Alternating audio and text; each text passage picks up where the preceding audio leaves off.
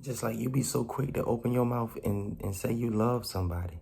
You are so quick to lie to yourself and get yourself deceived and fully convinced that you are extending unconditional agape love to another being on this planet. And that's crazy because your mama pushed you out and you don't extend unconditional love to your mother. You let these people convince you what? About yourself? How you gonna let somebody tell you about you when you with you all day and you still don't know so much about your own self? And you mean to tell me you done let somebody get in your ear and then put something in your head? That ain't even how it work. It don't even go like that. The universe did not stop turning according to the laws that it's governed by just for you. You were presented with a reflection of yourself who kicked back to you the things that you rehearse in your inner conversation. And when somebody else said it, you got mad. But when you say it to you and you try to communicate it in little cute ways to the people around you, you get upset because you say, don't nobody understand. All you want is for somebody to agree and see what it is that you see inside of yourself. But when somebody else see it and call it, you don't care for the words that they put to it. You don't care for the tone that they said it in. You don't like the space and the time that they chose to give such a dissertation. Stop running from the truth. That's all it is. As a society, we're just not good at having tough conversations because we were all taught to be dishonest in an attempt to be presentable, acceptable. I'd rather be factual. I'd rather be accurate. And if you get offended by reality, then that's something that you have to take up with your own presentation. Not me. You're not upset with me. You're upset that I brought attention to your dysfunction, but you're genuinely frustrated that somebody else sees what you spend all day trying to hide. When people say stuff about you, it's not their voice that irritates you. It's not their presence or them breathing and enjoying the same amenities as you. It's them saying something that just may lead people to see you in a way that you did not desire for them to see you. And you know how much you care about how people see you. You wake up and that's the first thing you think about. What I'm finna put on? What these people finna see me wearing? My hair? It's pimples on my face. They gonna see pimples on my face today. Hey, it's so lame because most people are so caught up in their own physical experience and so wrapped up in their own tangible carnal world that they don't have time to observe the small details and small quirks of your life.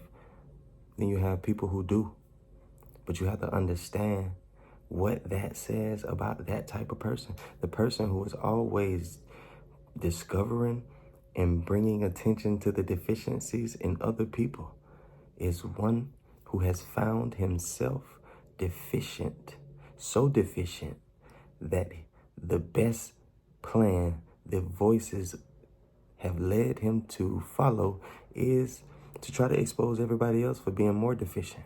And if I can get people to laugh and see other people's deficiencies, they won't see mine. And this isn't a conversation that these people have with themselves as they set out on this crooked, cruel path of pettiness. They don't talk to themselves about it. They don't agree to this consciously. They don't shake their own hand and say, yeah, that's a good one. Let's run with it. Nah, it takes over them. Just like things take over you. And you judge people for letting things take over them that you have already overcame. But then you are so blind at how you, at the root and at the principle of the matter, are exactly the same because you still allow things to take control of you.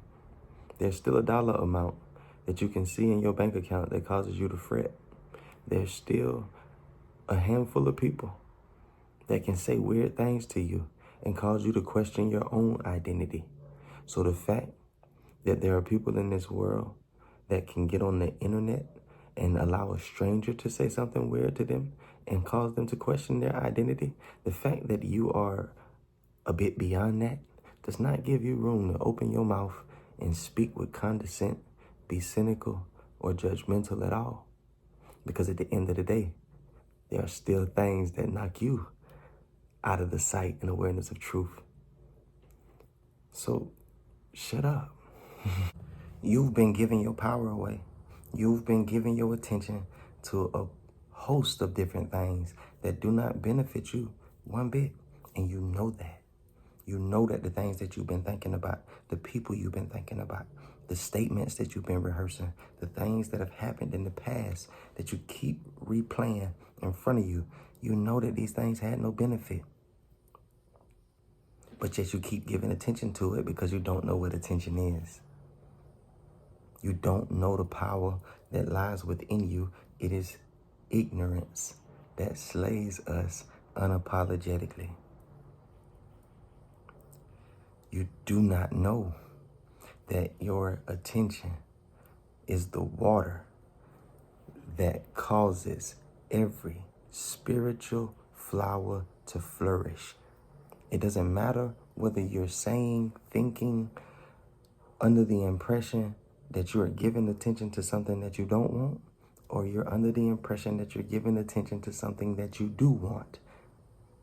You're going to cause that feeling, that phenomena to grow deeper, bigger, stronger, more conflictive with the truth, because the truth is it's already yours. See, that's the thing about like conversations like Neville Goddard's conversation on desire.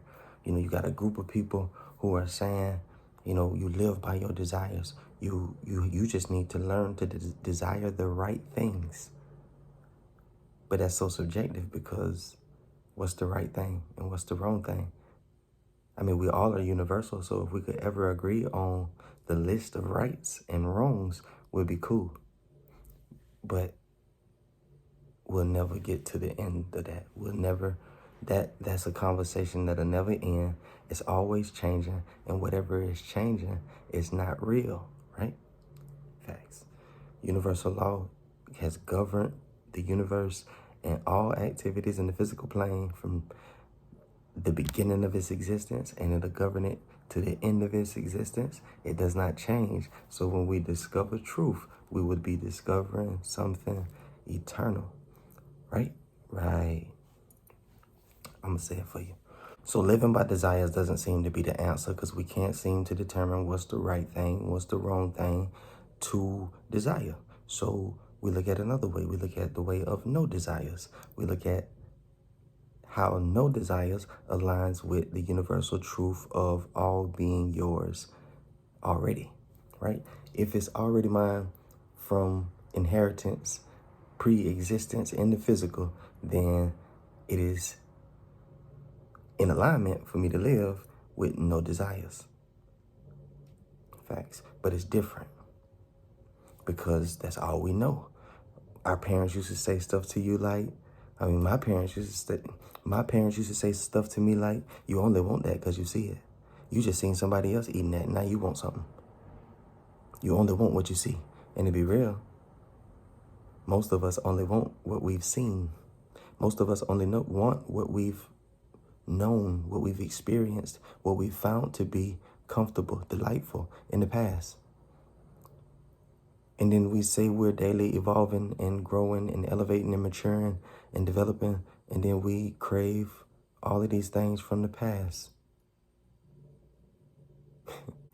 If all the toys that I've picked up and played with up to this point, I've done out of a lack of awareness of the infinite abundance on the inside of myself, that's a field of discovery for me to enjoy day after day, forever.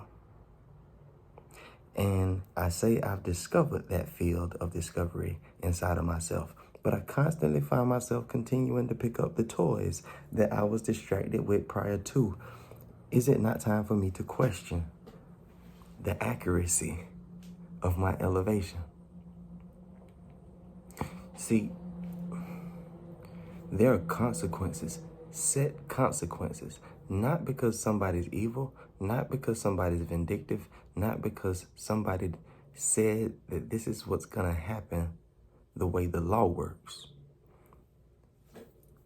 but as a secondary consequence of you not knowing the value of yourself, not knowing the infinite abundance on the inside of yourself, you can't live in accordance with it. And since you don't know it, you become what we know as insecure. You are no longer secure in your identity. So you become tossed from wave to wave, opinion to opinion, circumstance to situation, and you don't know who you are. You don't know what you are. You're not sure sometimes where you are. You're insecure is not an insult. Sometimes it's an observation. You always thinking that somebody is going to get one up on you or trying to give you the short end of the stick. I hate that statement. That's a sign of insecurity, because why would you be an eternal creation of an eternal creator, given all things as an inheritance, and be out here suspicious that somebody gonna short you on something? It seems like you are aware of some truths about yourself. And since you are, it affects your behavior. And then when people talk about your level of understanding based on the observation of your behavior, you want to get offended. Well, they say if you know better, you do better. And you always are saying you know better. When are you going to do better? You don't know anything that you don't act in accordance with. You talk about a ton of things that you do not know for real. Some of the things that I say in these videos as I'm speaking from a place of flow and freedom with no set agenda, I don't really know these things. Sometimes I go back and I watch the video and I'm listening and I'm like, oh man, I was going through a situation the other day, and what I was saying in that video applies to this. I need to recall, recollect, remember, realize that the things that I'm familiar with, some of them I'm yet to apply. And it's as instantaneous as making the decision to apply what it is that you say you know. In the moment that you apply it, in the moment that it becomes consistent with your character, it is who you are, and there's no longer a need to recall or recollect the information. Information is a stimulant. You've been going to video, from video to video, book to book, getting stimulated. You're masturbating. You're intellectually, spiritually, some cases, masturbating. You're going and getting stimulated, and it's leading to no seed being sown, no child being born. It's not true teaching if it does not cause the infinite expression of I am to rise up on the inside of yourself. Just like you be so quick to open your mouth and say you love somebody. You are so quick to lie to yourself and get yourself deceived and fully convinced that you are extending unconditional agape love to another being on this planet. And that's crazy, because your mama pushed you out and you don't extend unconditional love to your mother. If your mother said the wrong thing to you, if she did the wrong thing by you, you would disconnect from her. Maybe not fully. Some would and have. You don't unconditionally love your own mother, your own father, your siblings, your friends. Listen, you don't unconditionally love yourself. And that's where we can draw the line and put a period on it. Because if you're not unconditionally loving yourself by the definition of unconditional love, not your definition, the definition. There's only one. Many different ways to say it. I'm not saying that my way of saying it is the only one. But what I'm saying is there's only one accurate expression of love. And there's only one way to get to it. And that's through the truth of yourself. Until you forgive yourself, until you accept, receive, acknowledge the truth and the essence and the beauty of you, you will never be able to give that to another person without it having extreme conditions and expectations on it. And if it's got conditions, it's not unconditional. And if it's got expectations and it demands a return, it's not love. And you know, be for real. You know when you make a mistake, when you say something that was hurtful, that you said in the heat of a moment of emotion and being irrational or being under stress and tension from another source, you know that you're not going back into those moments with yourself in the closet and loving on you and receiving yourself.